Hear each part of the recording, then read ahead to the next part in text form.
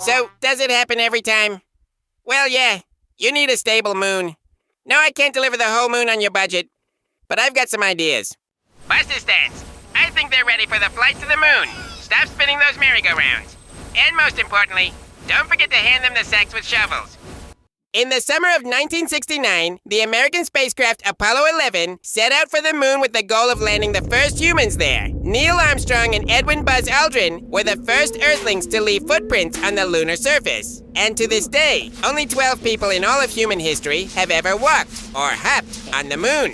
What are we waiting for? 3, 2, 1, launch! Go, go, go! Oh, yeah, that's better. The distance from Earth to the moon is about 238,000 miles. At the minimum speed of the second cosmic velocity, roughly 25,000 miles per hour, the trip takes no more than 78 hours. Excellent! You made it to the moon! Now grab your bags and shovels and start scooping up lunar regolith. Only the fine stuff. Don't get it? Ah, you fools. Regolith is what you're standing on. In other words, the moon's soil. Since the moon has no atmosphere, it constantly takes hits from meteoroids, which is why its surface is covered with craters.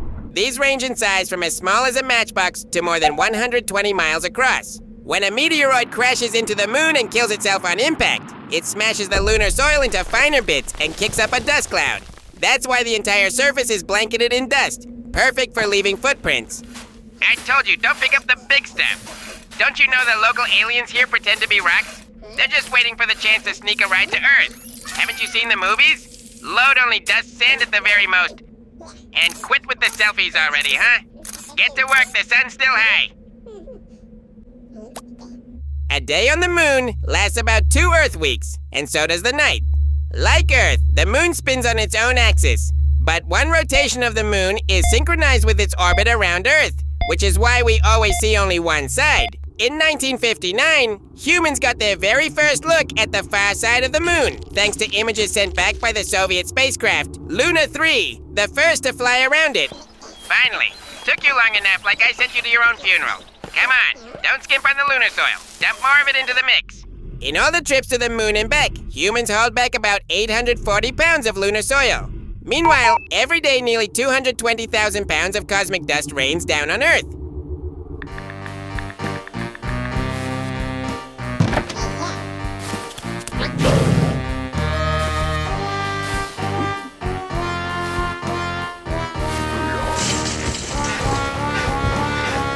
Hello, Houston.